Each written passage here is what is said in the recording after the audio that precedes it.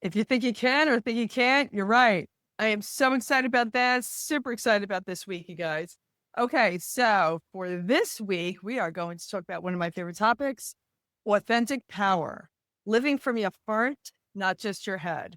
So excited. I have my notes for you guys this week and to keep us on track, right? Here we go. So growing up, how many of us, I know I was growing up told, use your head, like from your parents, use your head. But the real key to life, business, and love is use your heart. Imagine if in this world growing up, instead of parents saying, use your head, that they said, use your heart. Imagine how much more compassion and empathy and all these wonderful feelings. Imagine what kind of a world it would be, as opposed to just use the logic and the strategy and, all that kind of stuff. So, anyway, this is one of my favorite topics. And I actually wrote a book on this called Work Love. It's one of my number one best-selling books. How do I get this on here? There we go. So, Work Love, and it's my first fictional book for adults and, for corporations. I wrote it during the pandemic when there was so much going on, when everybody all of a sudden was isolated, they had to stay home, and they felt disrespected and disheveled, and it was very, very tough.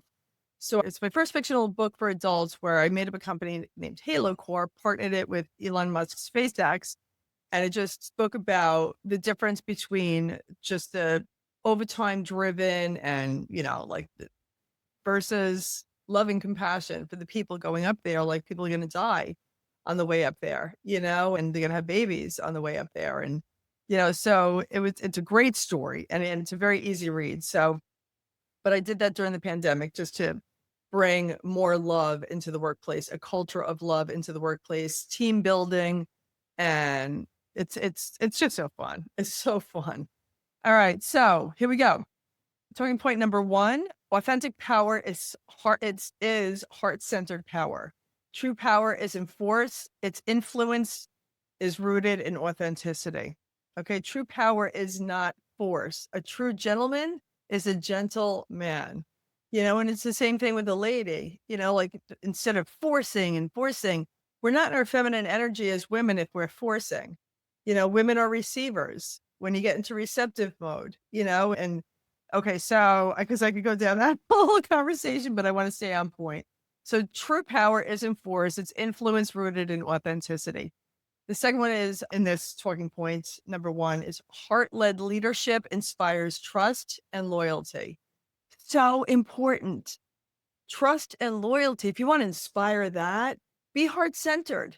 Don't be like just driving hard and you want to be heart-centered. When you live from your heart, you're aligned with your highest truth. And it's amazing. When you live from your heart, you're aligned with your highest truth. There's universal truth. I'm not just talking about what you believe or what I believe to be true, because we took on those beliefs as children based on what our parents told us and our places of worship. And, we took on these beliefs and then we built habits around them and then protected all of that with everything that we've got. That's that's the truth based on the 3D truth, but it's not the real truth. The real truth is spiritual, universal law truth. Your true, authentic self is who you are at your core, not who your parents want you to be, not who your spouse or your boyfriend or girlfriend wants you to be, or your children or your place of employment, your boss or anybody. None of that is the real you. The real you is you at the core, in your heart, in your soul, in your spirit, and it's all right here. Okay, so and then when you live from your heart, you're aligned with your highest truth. So talking point number 2, why the head alone creates stress. The head is great at analyzing, but without the heart, it becomes overthinking. And how many of us overthink, right? So we're analyzing with paralysis by analysis paralysis by analysis. And it's overthinking. And it doesn't have to be that hard. And then head only leads to fear-based decisions. And it's so true when we're up in our own head and the chaos is going and the what ifs and all this other and we're overthinking and the chaos is there. When we dip out of our head and we go into our heart, where the truth is, where the peace is, all of a sudden you gain clarity. Everything calms down and allows the clarity. It just everything clears, right? And you get the clarity. And then stress compounds when logic drowns out intuition. I love that. Stress compounds when logic drowns out the intuition. So think about it. If your intuition is trying to say something, right? And your higher self is, let's say your higher self is in alignment with your goals, right? It's in alignment, you're on track and you're going, you're going and going. And then all of a sudden you start to go off track based on what other people want from you. And then you're overthinking and that the anxiety starting and the overwhelm and distractions are starting. Your higher self who is here, who knows exactly where you're supposed to be, is never going to meet you over here.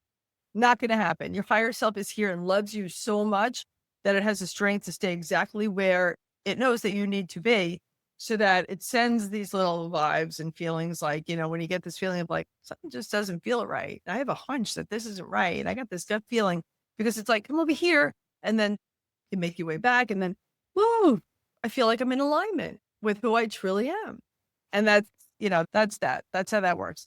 And okay, so stress compounds when logic drowns out intuition. Third talking point is heart and head equals wholeness and results.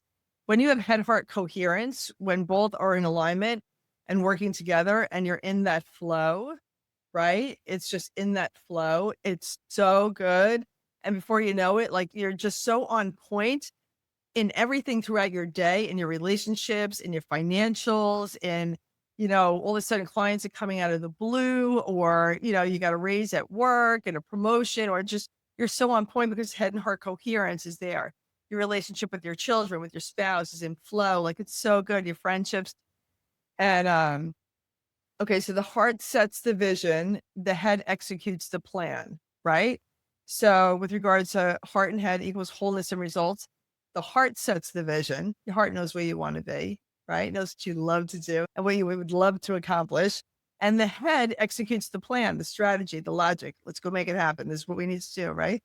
Together, they create decisions that are both wise and inspired. And the most successful leaders balance strategy with compassion.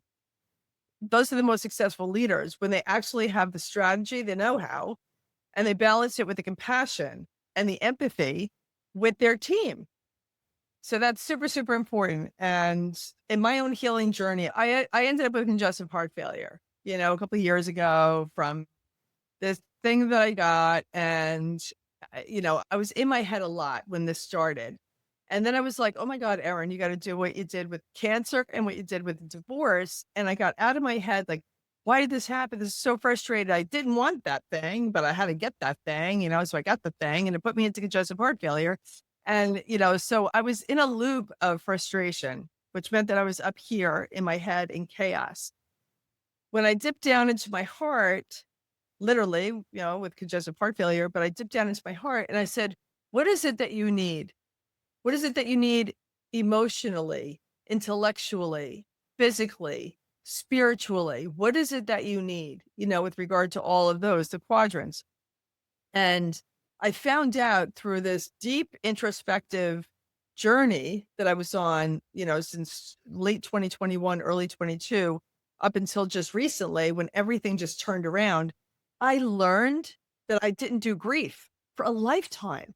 If I experienced something that was like devastating emotionally, I would hold the grief down and I would go into anger or frustration and I would cry from sadness, but not grief.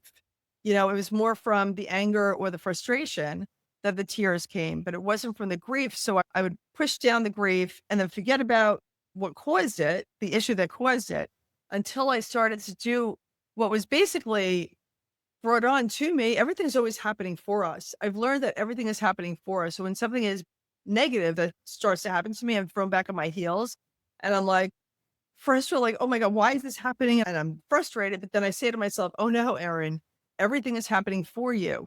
And then I say, okay, there's going to be a blessing on the other side of this. I don't know what that looks like yet, but there's going to be a blessing on the other side of this. And there always is. So with the congestive heart failure, after literally about 2 years of me trying to figure out, like, not just what caused it physically, but energetically, like at a quantum level and emotionally, there's the 3D, the 4D, the 5D kind of a thing. And I learned about releasing the grief And then when I started doing that personal development work with the help of another coach, because every good coach, like I'm a coach, every good coach has a coach, and with the help of my coach, I started to release all of the trauma. Now, I've been coaching for over 30 years, and I lived when the doctors kept telling me I was going to die with cancer in 1991. I went through a crazy, tumultuous divorce, came out the other side happier, healthier, and wealthier than I was ever. And, now with doing this, because of the work that I learned over all those decades, and I implemented it with the support of my coach, I'm now like, I have things like that I had medically, like tinnitus or whatever, or like that I've had for 20 years and gone, gone, because I implemented this work and I released all of the grief from my heart that I was holding on to and didn't know. I did just, it's like looking at the back of our heads when it tells us I just didn't know. And I released it and just, it's miraculous. And again, they call me the miracle maker because I really believe miracles are normal and they are. And then one of my clients, a few of them, a lot of my clients are C-suite, like they're founders of corporations, the owners, or they're CEOs or they're presidents or COOs or CMOs and, a C-suite for corporations. And one of my clients, he was a president of a multi-million-dollar corporation, and he just had a really hard time with communication. He wanted everybody to see where he was coming from logically, right? But nobody sees the same couch the same way, even logically. But he would get frustrated that he would take his frustration out on the team. And meanwhile, this guy was a very, very heart-centered, very nice man, but he just didn't understand, like the complexity of when you're dealing with the team. If you're not leading from the heart and you're leading from the head, you're not going to get the results as the great results that you could have when you lead with your heart, when you lead with compassion and with empathy, and you lift people up, as opposed to if a mistake has happened and then you push them down and you ridicule them. And there's no point in doing that. There's a point in explaining where they made the mistakes and helping them learn from that, so that we can continue to lift them up. Because that's what we're here. All boats rise together. We're all human beings. So let's help each other rise together, as opposed to pushing them down and name calling and making people feel bad about themselves. That is so low vibe that for the person doing that, if you're doing that, the low vibe stuff, the judging and the gossiping and all of that, you are not going to be living your best life. I promise you, because energetically, it's not in alignment with a great life. Okay. So with what I'm discussing here, with everything in today's video, I want to help you break all that down so that you can go on to live your heart-centered best life. All right. So for today, I want you to place your hand on your heart and ask, what would love do here? Like if you're experiencing something, you're thrown back on your heels or you're frustrated about something, or you just got off the phone with somebody who just annoyed you. It could be something very, very simple. Put your hands on your heart and just say, what would love do here? And it really just helps you reframe how you respond. You don't want to react, you want to respond. It'll help you respond. And it'll get you to think about better decisions because you're coming from a place of clarity as opposed to chaos. You'll come up with better ideas on how to respond to what it is that you need to respond to. All right. So that's my suggestion for you for today. And as always, if this message resonates with you, hit the subscribe button, hit the like button. And I look forward to seeing you next week. And also, if you'd like more information on this or go with the Life on Track course, we can have a call. We can discuss all of this so that if you do the course, it's a 6-month course. It just catapults you. It gives you a massive head start in creating the vision for your life that you would want. Okay. And you can just schedule that call at scheduleerin.com. That's scheduleerin.com. I look forward to seeing you there. So have a great day. Have a magnificent day. And always remember to live onward and upward.